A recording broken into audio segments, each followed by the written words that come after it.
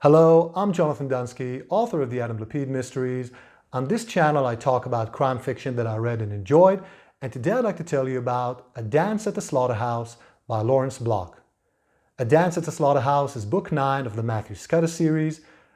If you're unfamiliar with the series, I previously reviewed some of the earlier works in this series, and I'll leave a link in the description below to a playlist that includes all those reviews.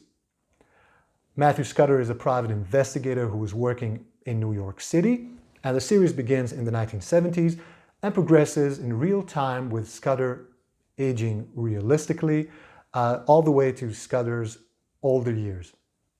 In this book, Scudder has two mysteries to solve. One that he is hired to solve, and another one that he sort of stumbles into. So the mystery that he's hired to solve is that of the murder of a woman, and her brother suspects that her husband had her killed. So what happened is that Richard Thurman and his wife were walking back to their home, to their apartment in New York, and as they were climbing the stairs to their apartment, they saw that the door to one of their neighbors' apartments was open, and they sort of went to check it out because they knew that these neighbors were supposed to be out of the state for a few months.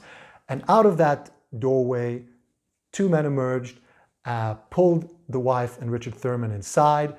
They abused the wife, raped her, murdered her. They tied Richard Thurman up and beat him up and sort of left him there. At least that's the story that Richard Thurman told the police. Now there's no evidence to suggest that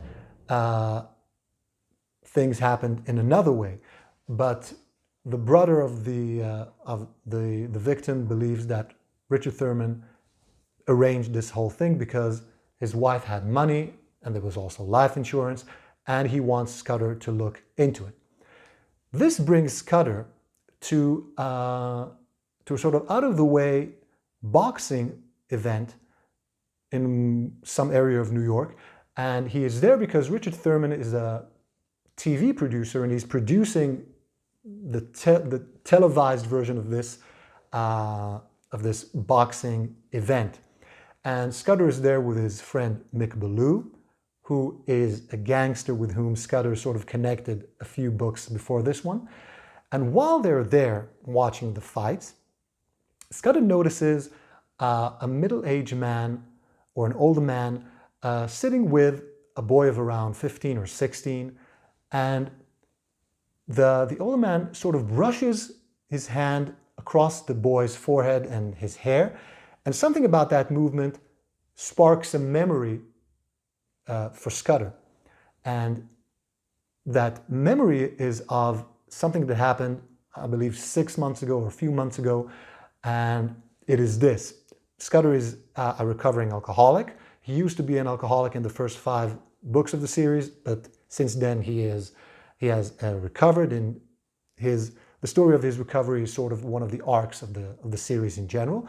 So he goes to AA meetings to maintain his sobriety, and there he is approached by just another member of AA who tells him about a snuff film that he happened to watch by mistake. What happened was that this other member of AA just borrowed a video cassette. This was still in the time of video cassettes, of The Dirty Dozen. So he wanted to watch the movie The Dirty Dozen, and so he started watching it, and at least in the first 15 minutes or so, that was the movie that he watched. But then something else was taped over this, and this was a snuff film of a masked man and a masked woman basically sexually abusing and eventually murdering a teenaged boy, and everything was filmed.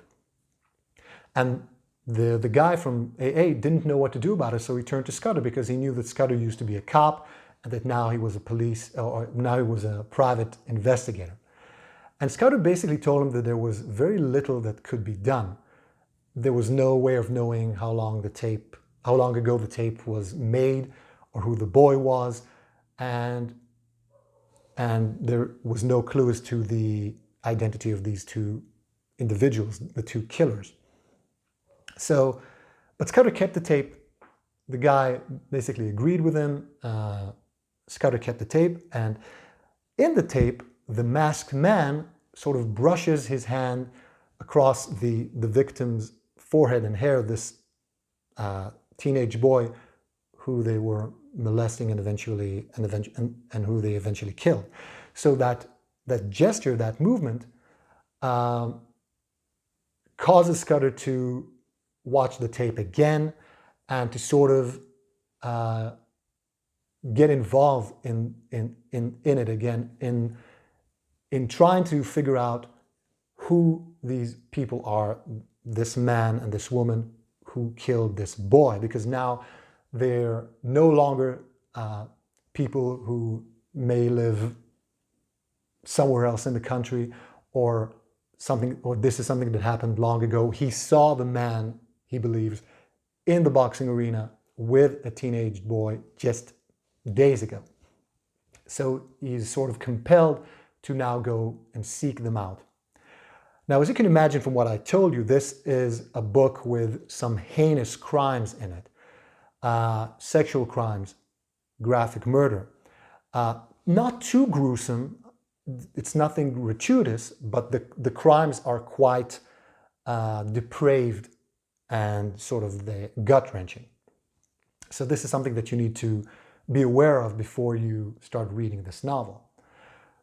But this case, or at least the case of trying to figure out who these two individuals are in the tape, seemed so impossible that it's fascinating to follow along as Scudder starts picking up clues and sort of figuring out who these people are.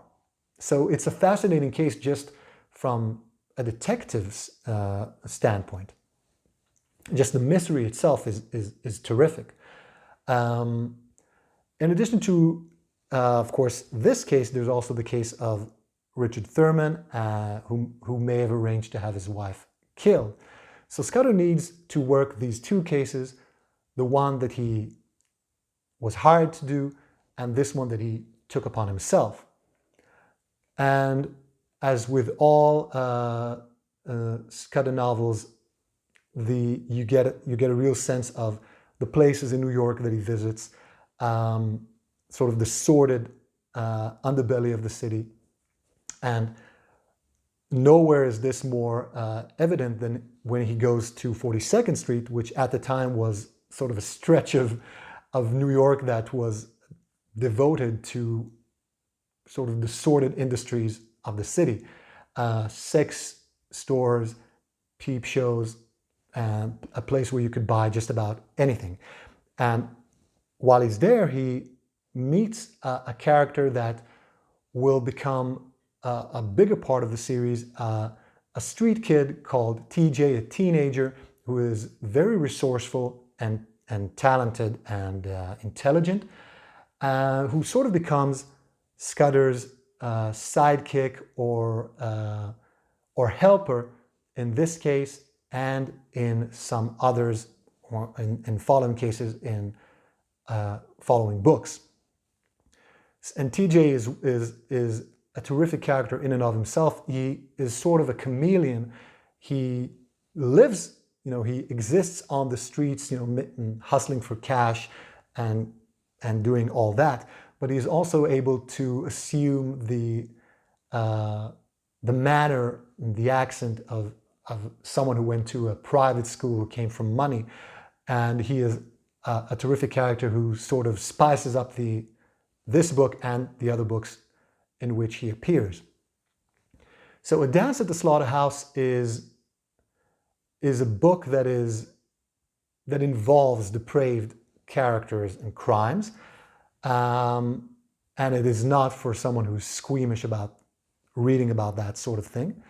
But it's also simply a mind-blowing mystery, both in the way that Scudder goes about solving it and in the way that it's written, the characters, the tension, a simply fantastic entry in this outstanding mystery series. So if you have read previous Scudder novels, this is a book that's not to be missed. And if you haven't read anything or any of the Matthew Scudder novels, go back to book one and read them in order until you reach this one, and of course then continue on with the rest of the series. So let me know in the comments if you've read any Matthew Scudder novels and what you thought of them. This is a series that I can highly recommend. It's my favorite series as a mystery reader. Thank you for watching the video. I'll see you in the next review.